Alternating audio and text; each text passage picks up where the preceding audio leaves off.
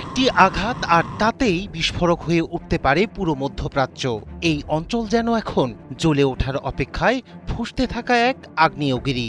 ইরানে হামলা মানে শুধু একটি দেশের বিরুদ্ধে আগ্রাসন নয়, এটি হবে গোটা অঞ্চলের জন্য যুদ্ধের সাইরেন। তেহরান স্পষ্ট করে দিয়েছে, সীমা পেরোলেই পাল্টা জবাব আসবে, বহুমুখী ও বিধ্বংসী।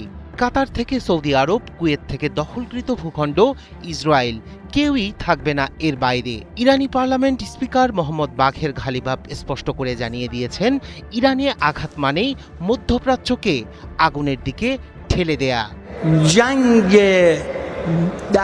চলমান বিক্ষোভের মধ্যেই ওয়াশিংটনকে কড়া হুঁশিয়ারি দিল তেহরান। ইরানের পার্লামেন্ট স্পিকার মোহাম্মদ বাঘের ঘালিবাফ স্পষ্ট করে জানিয়ে দিয়েছেন, ইরানে নতুন করে কোনো সামরিক হামলা চালানো হলে তার আগুন ছড়িয়ে পড়বে পুরো মধ্যপ্রাচ্যে।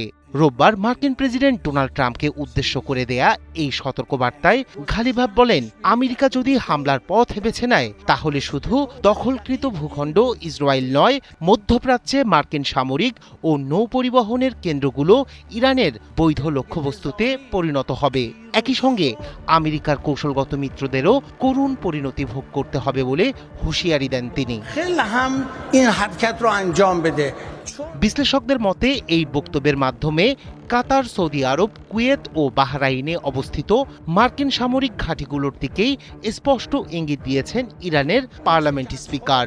এই দেশগুলো দীর্ঘদিন ধরে আমেরিকার সাথে ঘনিষ্ঠ সামরিক ও কৌশলগত সম্পর্ক বজায় রেখে চলেছে।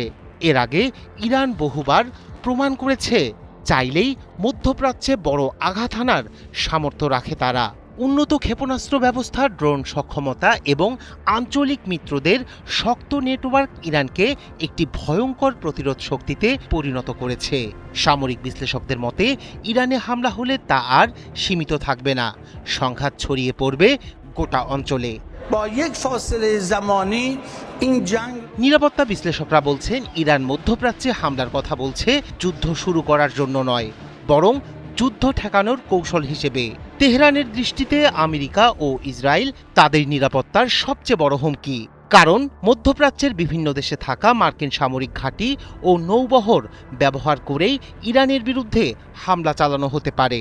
তাই ইরান স্পষ্ট করে জানিয়ে দিয়েছে, যদি তাদের ভূখণ্ডে আঘাত আসে তাহলে সেই হামলার উৎস ও সহযোগী দেশগুলোকে বৈধ লক্ষ্যবস্তু ধরা হবে।